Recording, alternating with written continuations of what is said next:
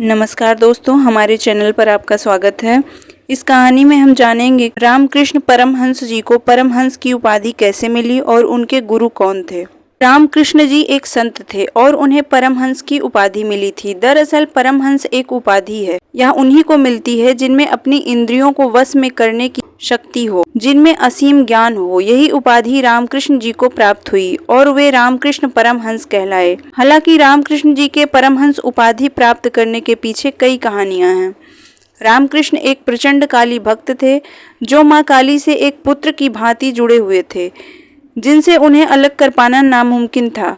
जब रामकृष्ण माता काली के ध्यान में जाते और उनके संपर्क में रहते तो वे नाचने लगते, गाने लगते और झूम झूम कर अपने उत्साह को दिखाते।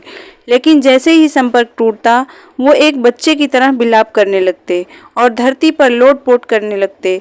उनकी इस भक्ति के चर्चे सभी जगह थे। उनके बारे में सुनकर संत तोताराम, जो एक महान संत थे, वो रामकृष्ण जी से मिलने आए और उन्होंने स्वयं रामकृष्ण जी को काली भक्ति में लीन देखा। तोताराम जी ने रामकृष्ण जी को बहुत समझाया कि उनमें असीम शक्तियां हैं, जो तभी जागृत हो सकती हैं जब वे अपने आप पर नियंत्रण रखें, अपनी इंद्रियों पर नियंत्रण रखें। लेकिन रामकृष्ण जी अपनी काली माँ के प्रति अपने प्रेम को नियंत्रित करने में असमर्थ थे। तोताराम जी उन्हें कई तरह से मनाते, लेकिन वे एक न सुनते। तब तोताराम जी ने रामकृष्ण जी से कहा कि अब जब भी तुम माँ काली के संपर्क में आओ, तुम एक तलवार से उनके टुकड़े कर देना। तब रामकृष्ण ने पूछा, मुझे तलवार कैसे मिलेगी? तब तोताराम जी ने कहा, अगर तुम अपनी साधना में माँ काली को बना सकते हो, उनसे बातें कर सकते हो, उन्हें भोजन खिला सकते हो, तब तुम तलवार भी बना सकते हो।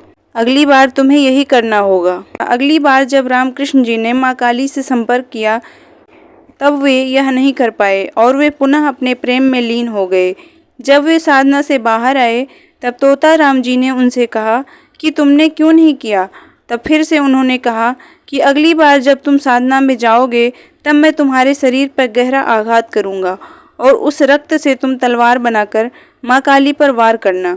अगली बार जब रामकृष्ण जी साधना में लीन हुए, तब तोताराम जी ने रामकृष्ण जी के मस्तक पर गहरा आघात किया, जिससे उन्होंने तलवार बनाई और माँ काली पर वार किया। इस तरह संत तोताराम जी ने रामकृष्ण जी को अपनी इंद्रियों पर नियंत्रण करना सिखाया और तब से संत तोताराम जी रामकृष्ण जी के गुरु हो गए।